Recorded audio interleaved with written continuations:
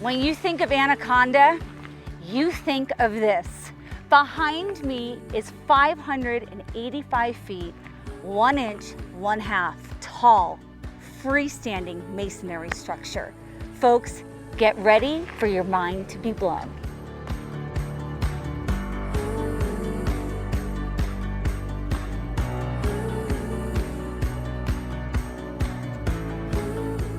I'm Julie Mack, and on this edition of Montana's Best, we are in a town that was considered the #1 source for copper for smeltering in the world.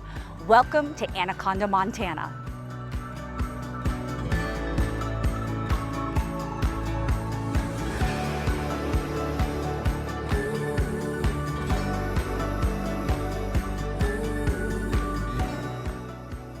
Discover Anaconda is the visitor center of the town. Now they offer a unique way to explore the old copper town by offering a historic bus tour. When I say historic, I mean everything about it, including a vintage 1936 bus.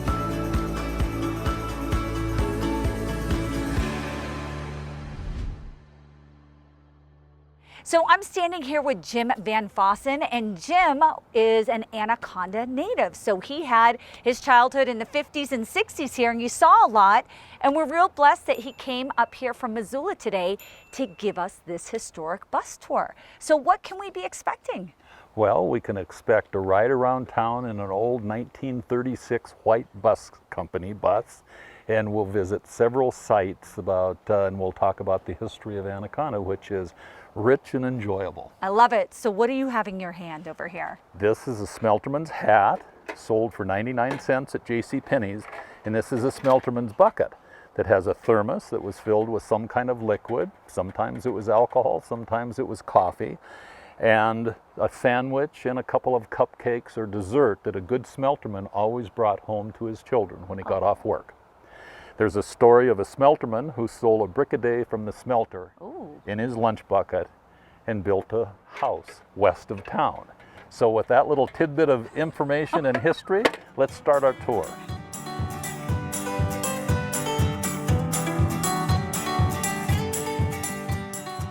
This is the BA&P Railroad tracks here, Butte, Anaconda, and Pacific. That was Marcus Daly's rail line that was a passenger line back and forth to Butte. But it also carried the ore from the mines in Butte to the smelter in Anaconda. Now, I've read that he started his own railroad because he was frustrated with the prices that the competitor was. He felt he was being gouged by the price he was paying to transport his copper ore from Butte to Anaconda. So he built his own railroad and called it the Butte, Anaconda, and Pacific Railroad.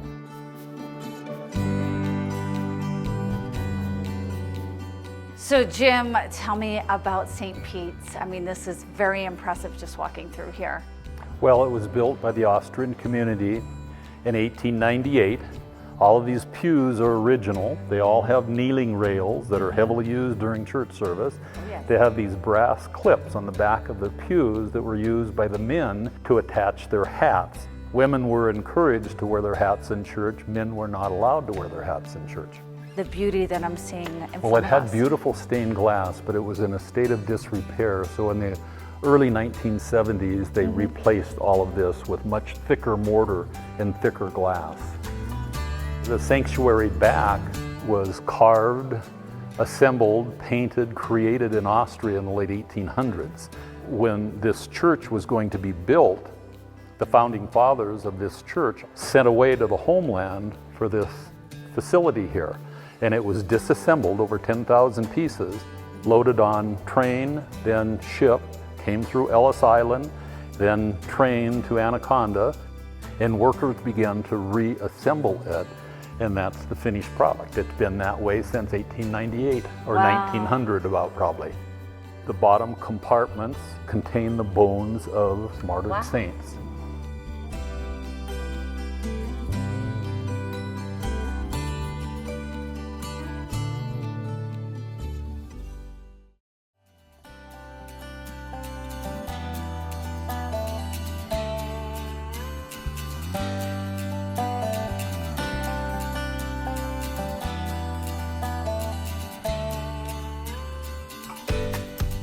The Hearst Free Library was donated to Anaconda by Phoebe Hearst. Phoebe Hearst was the wife of a wealthy investor that also worked along with Marcus Daly in the copper industry.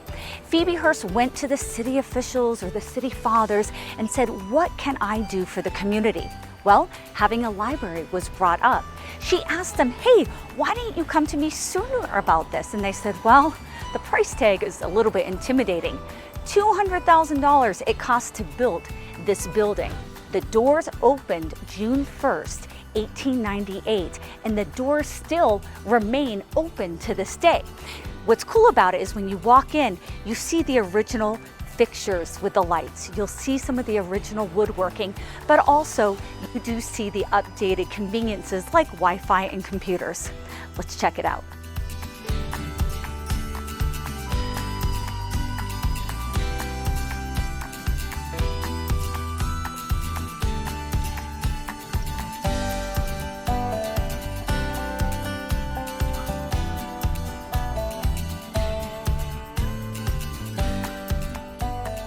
So you have the modern day amenities, but then just a couple steps away, look at this. This is the original fireplace that was built back in 1898. Check out the radiator. This is the original radiator and they're still using it. You know what's really unique about these buildings is they were built to last. I have a feeling this library is going to be sticking around for many, many more years.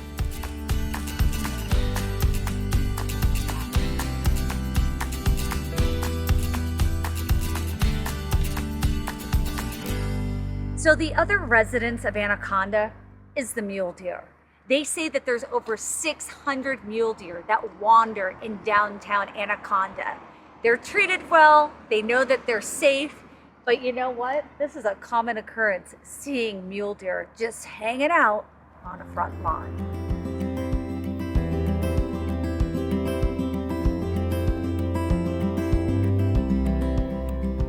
I think it's fair to say things are getting a little fishy around here. We are at the Washoe Park Trout Hatchery. Now, it was established in 1907. Do you know that over 1 million eggs are produced here? We're gonna go catch up with Carrie. She's gonna give us an inside look about this hatchery.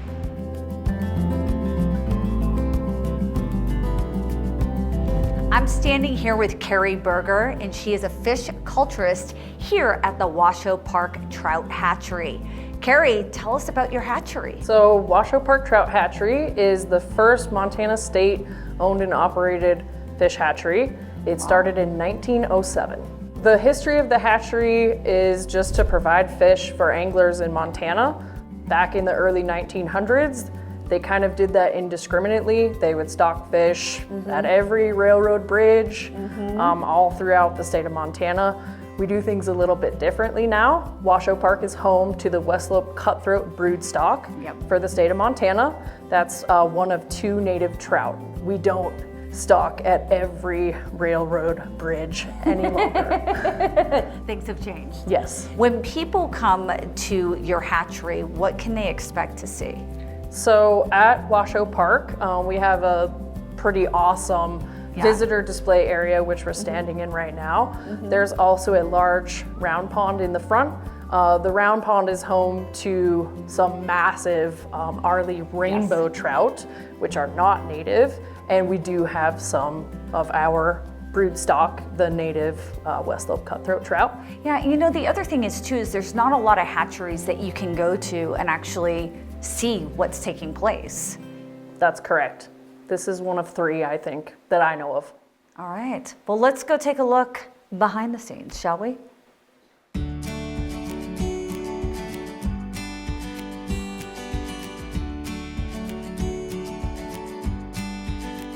So when people come in the visitor center, they can peer through that window. What are they actually taking a look at? So we call this our tank room. Right. There's 28 tanks, 14 upper, 14 lower. And this room is for eyeing eggs, hatching eggs, growing the fish to size to either stock out or move outside. Interesting. So when they're in here, it's just kind of like an incubator? In a way, yes. What are we peeking in here at? These are all West Slope cutthroat trout. Okay, and what stage are they at? They are at Hey. young of the year. They're about 3 inches long right now. And where do they move next from this state? So we can keep them in here usually till about Halloween. So really it comes at the springtime is when you guys are really busy with producing and spawning and generating the trout here. That's correct. So spawning happens for our West Slope cutthroat trout about May 1st. So I'm really curious, where are all the eggs? There's no eggs right now, it's fall. In the springtime, West Slope cutthroat trout spawn. Okay. And we keep our eggs in this black room in the corner. We call it the egg room. Do the fish like it darker? They do, for the most part. Okay, because I noticed that you guys have lids on top of here. That's correct. The fish like the dark room. Okay, and let there be light. Oh, wow. So tell me, what is the process over here?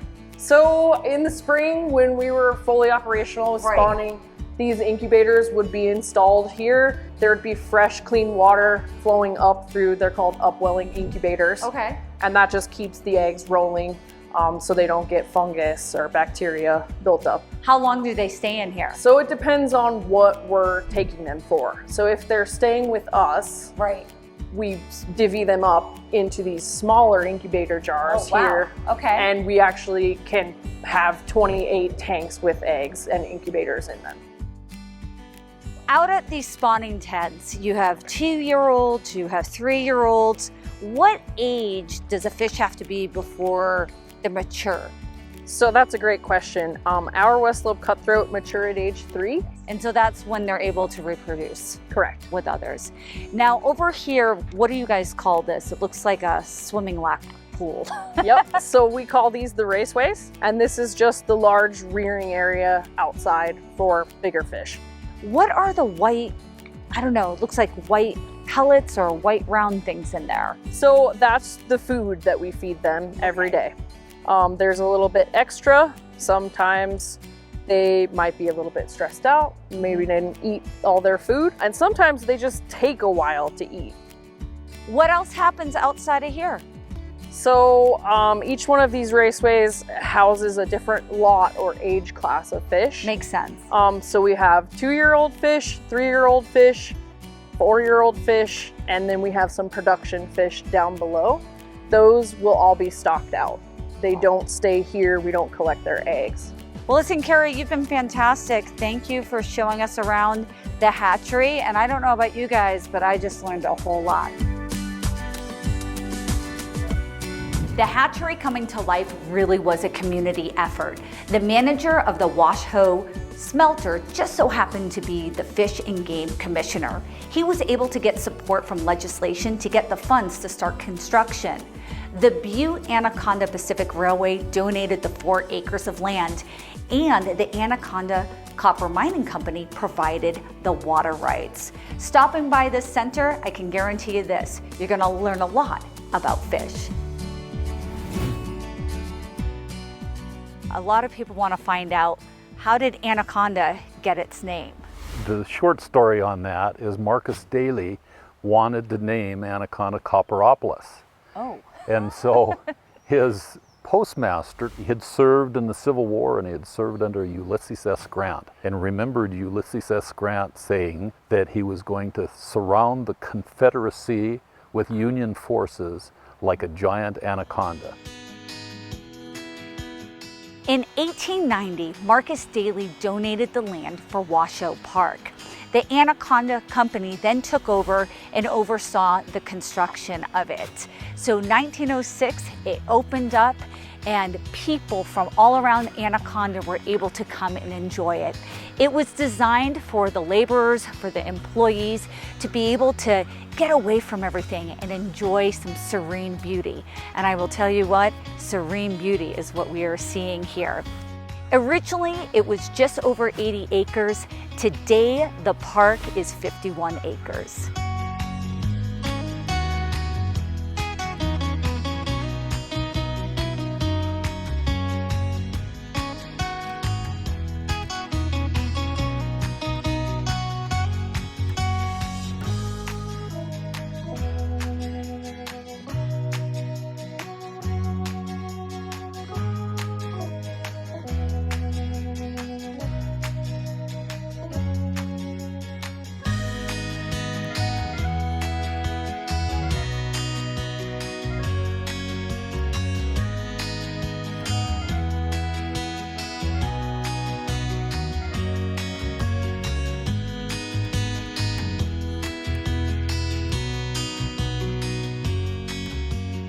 Behind me is one of the oldest still standing cabins here in Montana.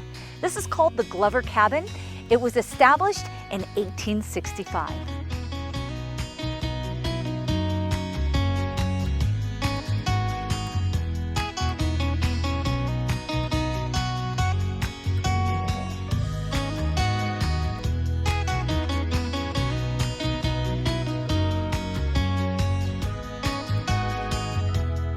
This is the Washoe Theater.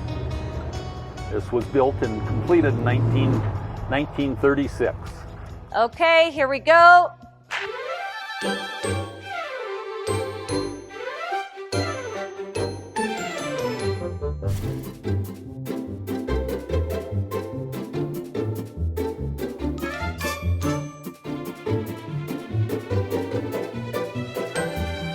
So I have the pleasure of standing here with Jerry Lussey. He is the president, the co-owner, the manager, the many different hats of the Washoe Theater. It sounds to me, what rumor has it, is that you have been in this business for a very long time. Tell us about it.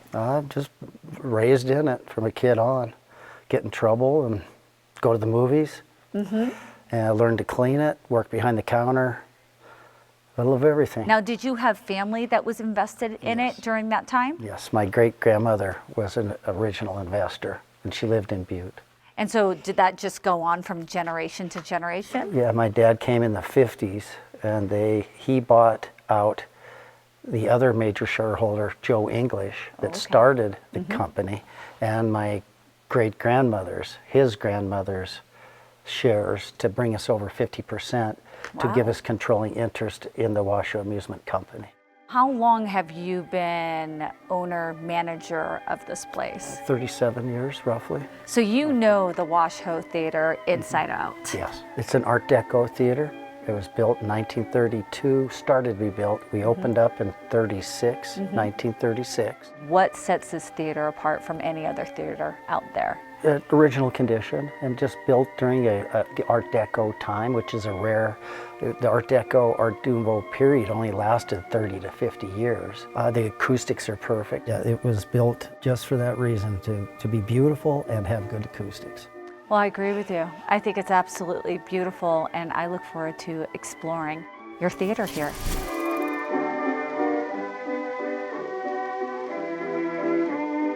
In 1919, the Washoe Entertainment Company was formed. They had the passion and the dream to bring this theater alive. Back in the day, a lot of people would come to the theater to watch the news, to watch a cartoon, watch a series. It was a break from reality. The curtains behind me, they are the original curtains, and over the years, they have hand washed these curtains.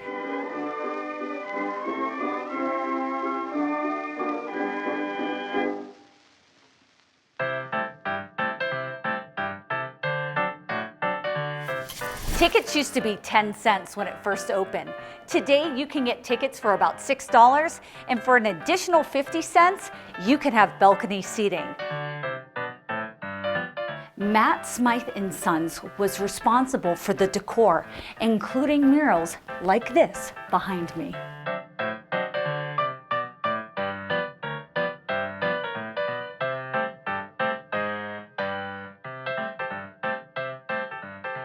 At one point, this theater sat 1,000 people.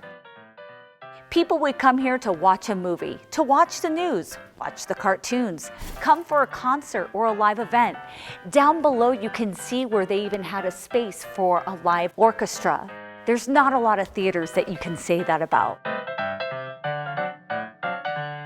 I don't know about you guys, but I'm kind of curious to see their projector room. Up we go. So this is the projector room. You can see the different projectors through the ages. This looks like the original. This is an updated one. I have no idea what's over here. But as you look throughout, you see reels, you see the spotlight that would have been used for live events. It's not too often that you're able to go into a theater that is close to 100 years old and to see the new generation and the old generation side by side.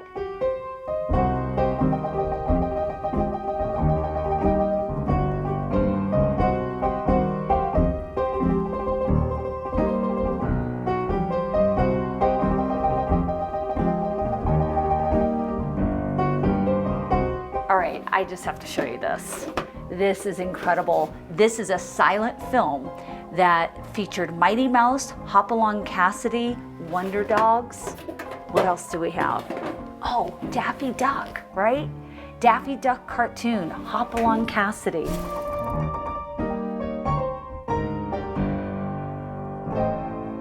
Jerry, Go ahead. Jerry, this is where I go? Yes, ma'am. Oh my gosh, give me the camera. But I'm gonna tell you,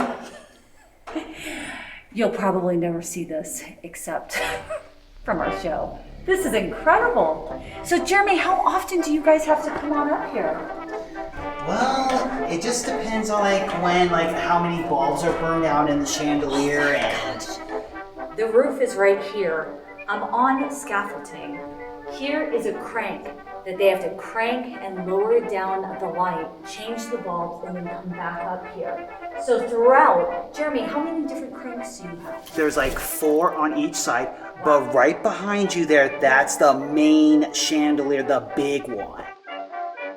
Well, I have to say, if you come up here, if you work here, you have to have good balance, right, Jeremy? Yes. This is truly a behind-the-scenes look of the Washoe Theater.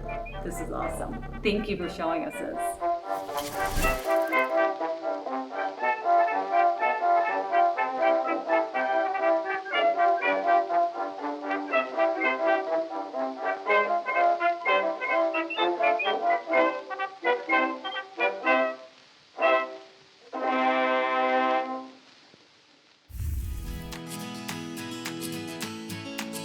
The historic Deer Lodge County Courthouse opened its doors in 1898.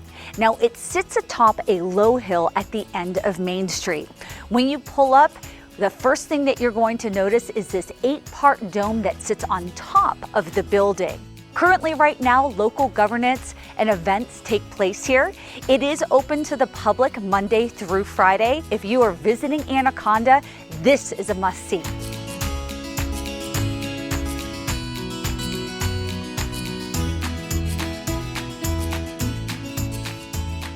When you enter the courthouse, you are greeted with a 15-step staircase. It's lined in marble. On either side, you have century-old wood atop the railing. Take a couple steps in, and you are in the historic rotunda of the courthouse. Cast iron posts and railings along with oak wood surround the rotunda above. As you can see, they've maintained the vintage lighting. If you look up, you'll see custom paintings. Now, it was a group out of Wisconsin that came and did the paintings. Right above the rotunda, there's a gorgeous stained glass window. When you're in this building, you can't help but feel the history.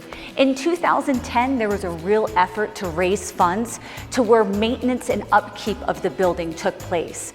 One thing about Anaconda and its residents, they have a real sense of pride of wanting to preserve history. And this is just one of the examples of preserving a historic building to keeping it to how it once looked in its heyday.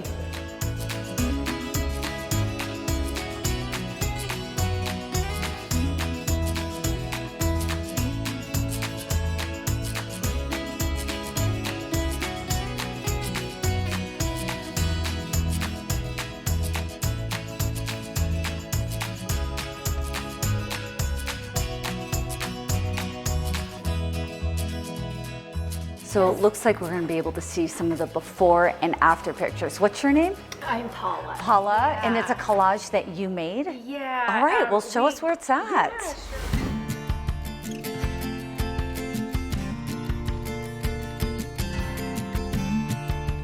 So the gentleman that did the sandstone restoration came from Lehigh, Utah.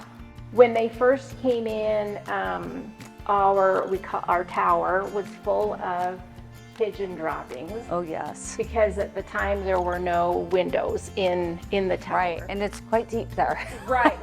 So they had to scoop all that out. Okay. All that out, and then AFCO, they created this metal grid so that they could secure the upper tower.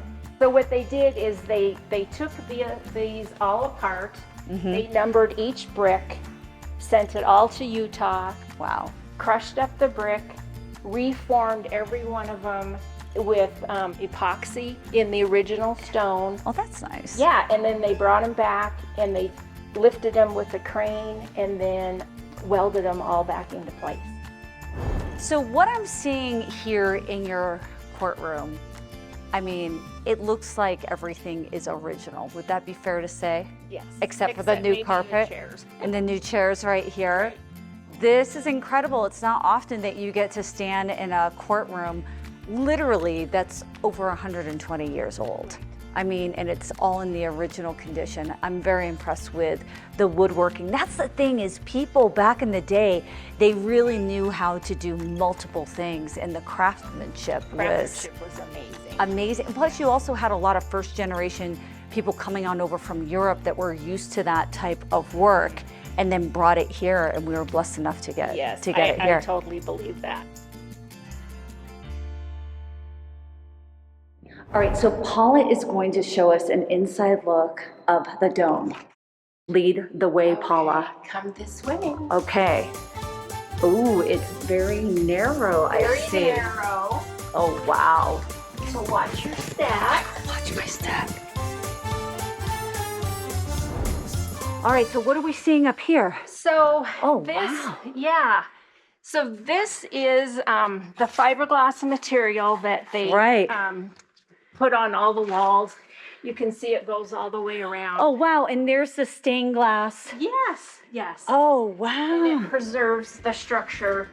Wow, look at the view. And then- So no more bird poop coming in here, right? No more birds. As you can see, everything's filled with plexiglass. Wow, And then we have everything lit up. So during the holidays, it's all lit up this is amazing. nice and pretty. This is awesome. So how often do you get to be in a dome area that overlooks a historic city? Not often. Very cool. Oh my goodness. And there they are over here. What do you guys think? It's fabulous. All right, I'm braving it, guys. We're going to the top. The dome is right there. And this is a glow that is great heights. Oh my gosh. Oh my goodness.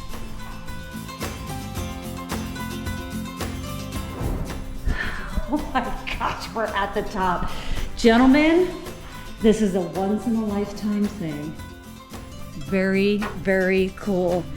You know, we are really blessed that we get to experience things like this behind the scene looks here at Montana's Best. Oh my gosh. And now we're back to where above the rotunda. Thank you. Oh, That was amazing. That I'm was glad so you enjoyed worth your it. visit. Are you kidding? That great. like totally just made everything. Thank you. Pedro, what did you think of your experience? Oh, perfect. So far we've been to two places that no one is supposed to go in. But somehow we have. You feel like a new man? I feel like a new man. I feel like I just climbed a mountain too. It felt like a mountain, but it's so cool. We were literally right up top of there, and we really appreciate that all this effort has been made to preserve this building to how it was originally. Very, very cool. So I was driving by and this sign caught my eye, the Western Montana Fur Center. We are definitely going to go check this out. Oh my goodness. I cannot wait for you all to see what I'm seeing. Now we're going to go catch up with George. He's the one that owns this shop. I'm going through a curtain of fur.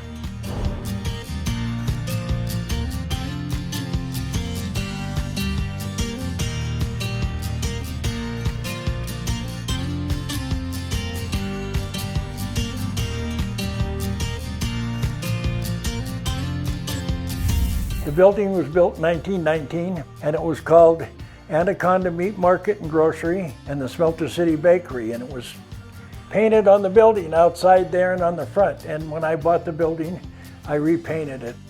And because it was a meat market and grocery store, there's 3 coolers here and a big back door here. They used to bring the beef in here and butcher them. But I used the coolers for furs and hides. They're called the fur coolers? Yeah, you can call them anything you want. Oh my. So what is the thing here? You buy all furs? I'm the largest raw skin buyer west of the Mississippi River. And I buy in all the western states. We have another cooler? There's another cooler there. So what type of furs am I seeing in here? It's whatever I Whatever you have got? canned hanging into that silver fox right here you just looked at. Get on in there. And this is another cooler. This is where I keep most of the raw fur that's not canned. So oh my God. The ones on the floor down there are mountain lions. This is what fur looks like in its raw state before and they skin it. And raccoons, you don't turn fur side out, you leave skin side out. We clean it, brush it, clean it, grate it, lot it, and lots of belongs in, and then we resell it. Now we're gonna see what everybody else gets to see, right? Right.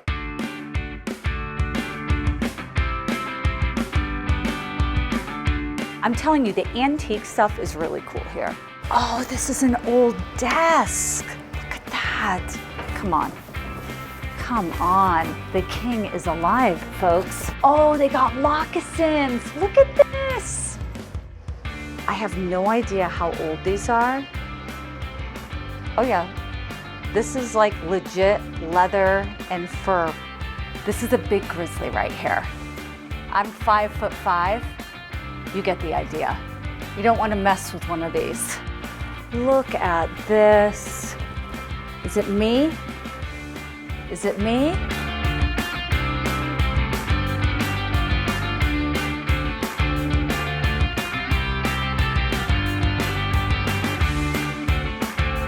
I mean, literally, if you are hunting and looking for furs, this really is the shop that doesn't just have it, but they have it in bulk.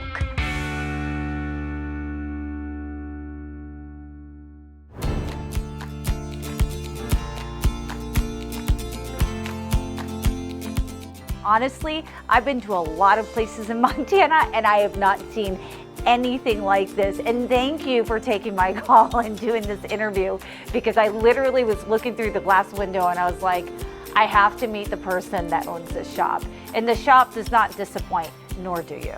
Thank you.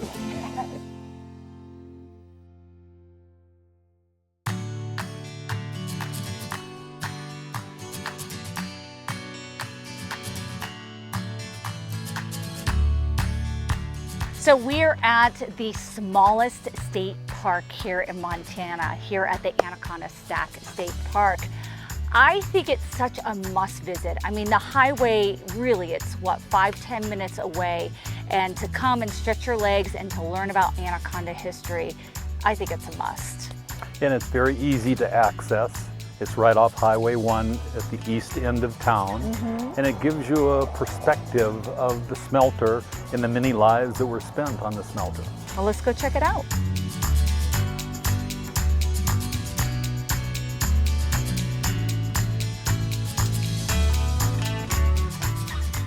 Well, Jim, as I was reading up about this state park, I noticed that it stated that there was locals and citizens and the Anaconda Job Corps that all volunteered their time and their labor to make this happen. So people could learn about the stack and the people that were involved. Exactly, yeah, and a lot of these names on here are family names. You have the placards that give a, oh wow. Yeah, this is really, you should take time to walk around. I think there's 8 interpretive signs, and they're very, very informative. And they're very detailed. The pictures that are on here are very detailed. Like, and this is what we used to look like. That was the smelter. Right. What am I seeing over here? This is an up-close look at slag. That's what the waste product of the copper ore is. Smelting process, and this represents the inside diameter of the top of the stack. Oh, interesting. So if you could imagine this 24/7 filled with toxic smoke coming up through this area and going down Deer Lodge Valley or wherever the prevailing wind was taking it. But all of this is contaminated, the hillsides and everything. And so EPA required ARCO to clean it up. Yeah. And that's what they're doing. And they're coming to the end of it, to the final stage of cleanup, is the planting of the slag piles over here so the slag doesn't blow when it gets windy. Rather than think of it, that area of the old works as a cap to seal the contaminants, to put something useful on top of that. And that's how the golf course was developed. And it's become one of the crown jewels of Anaconda. Why this golf course gets attention is because, number one, it's unique beginnings, right? Unique beginnings and how it has taken a contaminated area and incorporated that into a beautiful plush facility now. It's a full 18 holes and it's open to the public. Anybody can come and play here. And that's something where it's helped bring tourism, visitation, not just around the nation, but globally as well. Like right now, as we are filming, there's actually a huge golf tournament that is taking place, and there are people from all over the nation that are here. Let's talk about the impact real quick when everything did shut down. What was it like here in Anaconda? Well, I wasn't here. I think I was probably in graduate school or something, but it was devastating to the common Joe who worked on the smelter. He went to work one day and had a good paying job, and all of a sudden he had nothing. There were programs, government programs that would re-educate people and so forth, but a lot of these guys had worked, you know, they were 60 years old or in their 50s, and they had spent their life on the smelter, and all of a sudden they had nothing. And it was tough times. It was really tough times.